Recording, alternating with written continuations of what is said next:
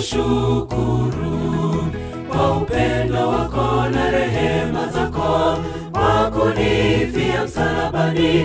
Kifo chako kilikuwa ni kifo kilichokuwa ni cha aibu, sadaka yako kwa mimi mdhambi niliyetakabali, ilo kanikomboa na kuniweka huru. Huru, unastahili Bwana kukusifu, nitakutukuza siku zote. Umenikomboa na shukuru Bwana, umeniambia nisianguke pale ninapokutana na changamoto, nisimame imara, maana kuna majaribu anayoleta mwovu ili nianguke. Ninakushukuru umelipa deni hili Bwana, ninajua unakusudi na kunikomboa na kuniweka huru katika nchi mpya ambayo umeandaa kwa ajili yetu sisi washindi wote.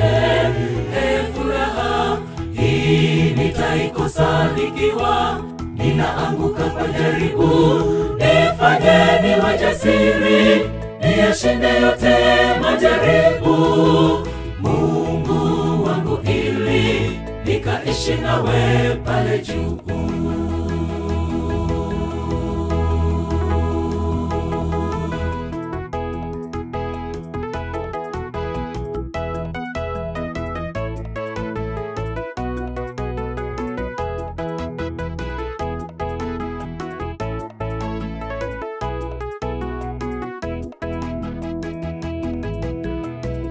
Bwana wewe Mungu wangu, ninakushukuru. Umelipa deni kazi kwangu mimi, kuchagua uzima wa milele. Japo kuna uzima na mauti, nitie nguvu nichague uzima, ili nisijepotea milele kwenye jehanamu ya moto. Ila ninafurahi umenionya mbele, nitashinda yote kwa kuwa unanitia nguvu nisianguke. Umenikomboa na shukuru Bwana, umeniambia nisianguke pale ninapokutana na changamoto, nisimame imara, maana kuna majaribu anayoleta mwovu ili nianguke. Ninakushukuru umelipa deni hili Bwana, ninajua unakusudi na kunikomboa na kuniweka huru katika nchi mpya ambayo umeandaa kwa ajili yetu sisi washindi wote.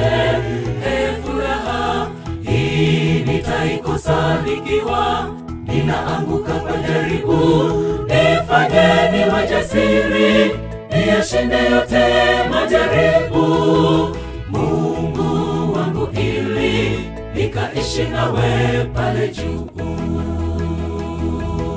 Umenikomboa na shukuru Bwana, umeniambia nisianguke pale ninapokutana na changamoto, nisimame imara, maana kuna majaribu anayoleta mwovu ili nianguke. Ninakushukuru umelipa deni hili Bwana, ninajua unakusudi na kunikomboa na kuniweka huru katika nchi mpya ambayo umeandaa kwa ajili yetu sisi washindi wote. Furaha hii nitaikosa nikiwa ninaanguka kwa jaribu, nifanye niwe jasiri, niyashinde yote majaribu, Mungu wangu, ili nikaishi nawe pale juu.